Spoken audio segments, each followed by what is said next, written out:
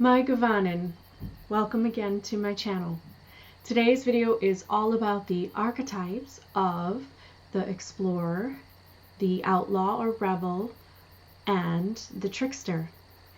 These types of archetypes are within our collective, and if you have not seen my first video to introduce this idea of the Jungian archetypes that play out in Lord of the Rings, as well as in our real lives, then I would highly suggest it. You can get to the link in the description below.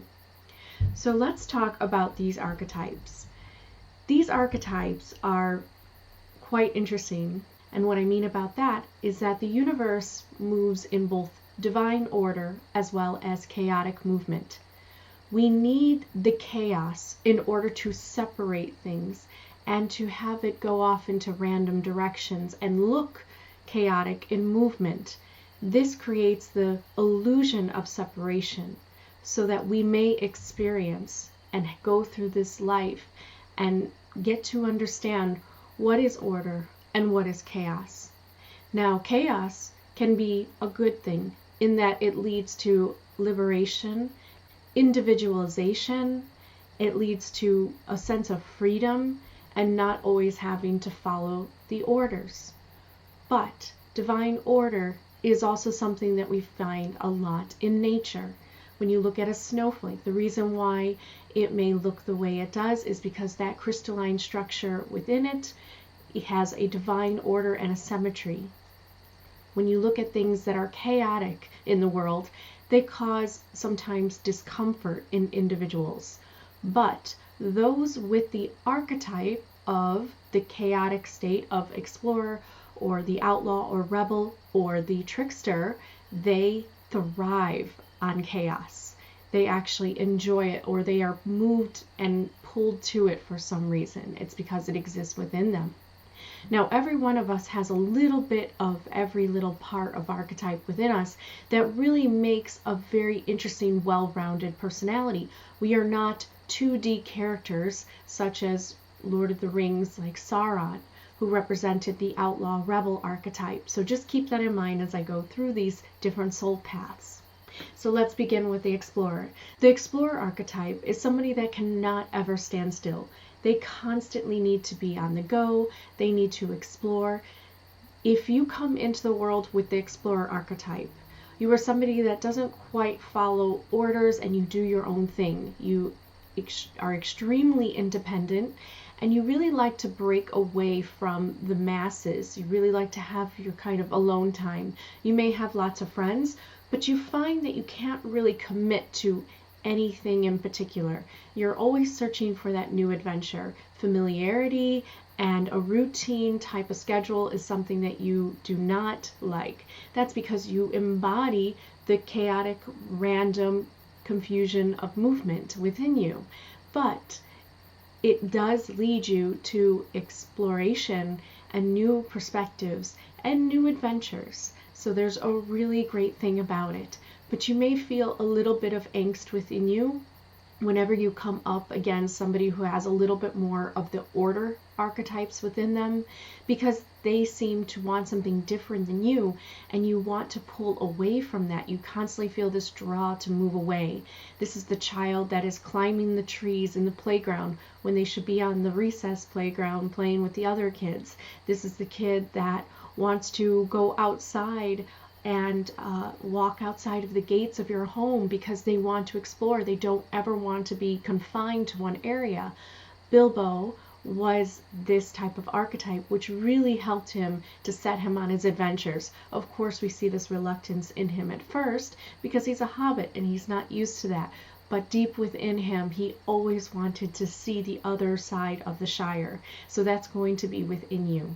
The next archetype I will talk about is the trickster. Now, the trickster I have analyzed, and it symbolizes Gollum. The characters that we find are tricky and manipulative, and sometimes they have good intentions and sometimes they have not so good intentions. In human souls, you will find that if you embody the trickster archetype, you are the person on YouTube who is putting on those prank videos. You enjoy those type of social experiments where you can see if you can have one over on others within your life. You may not even play practical jokes, but you may be somebody that likes to see if they can beat others at their own game, or if you can outwit them in some kind of way. You're just constantly pulled in that direction. It doesn't mean that you are in any way trying to harm others. It just means that you really enjoy tricking people, making them think differently. Now, within Gnosticism, this comes to the Fool card, and the idea of somebody who has a lot of knowledge within themselves, but they play the fool in order to trick people into seeing what they know. And it is kind of a mirror to other souls, because when somebody is playing the prankster or the trickster, it really has to make you think, because you don't want to fall for that joke or that illusion that they're putting in front of you.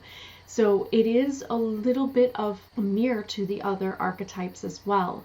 The trickster will enjoy their riddles and their jokes and like to manipulate others at times.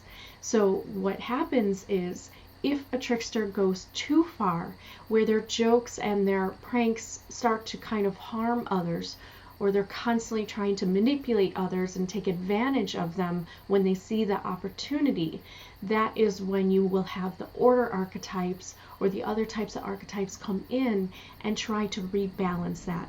The order archetypes are the balancing factor of the chaotic archetypes, and the chaotic archetypes are the balancing factor of the order archetypes, so that nothing is strictly in order all the time, but we have a little bit of freedom to move around and to create that separation of illusion. Otherwise, it would always be divine order here, and it could get quite boring for some souls.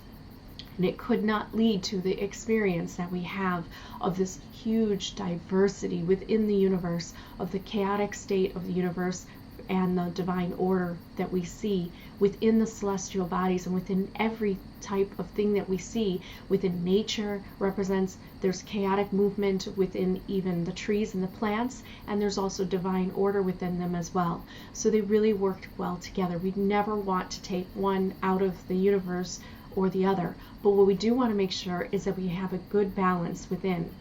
The next archetype I wanted to talk about was the Outlaw Rebel archetype.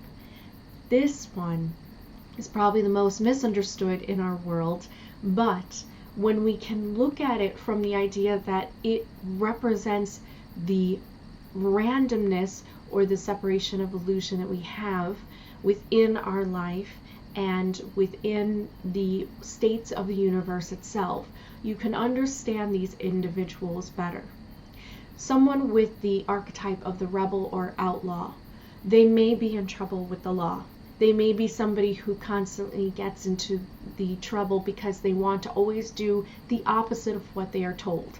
This is the child that will not follow directions. They want to do it their own way. They have that explorer archetype within them, but they also definitely have the rebel or the outlaw.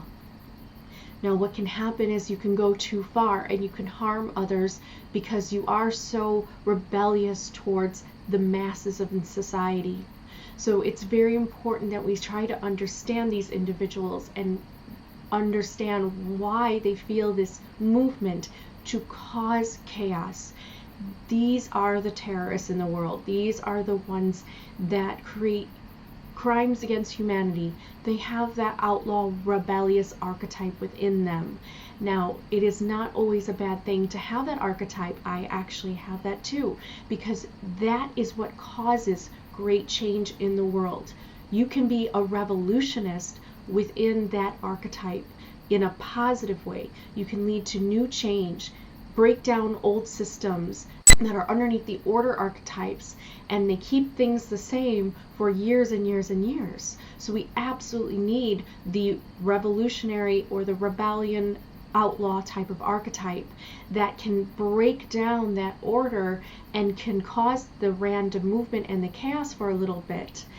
And that gets new ideas out there. That changes the old systems. So it's very important we have that. We just want to make sure that those archetypes never stay in power for too long, because when you have chaos you have confusion in society and you have a chaotic state where there is really no right or wrong and there is no moral law, and people start to believe that they can do whatever they want and that moral law is really relative to them. So what they may think is evil or good is something that they can do. We have to follow this collective idea of what is right and what is wrong in order to ensure that all souls live the life that they deserve in peace and not hindered by any other.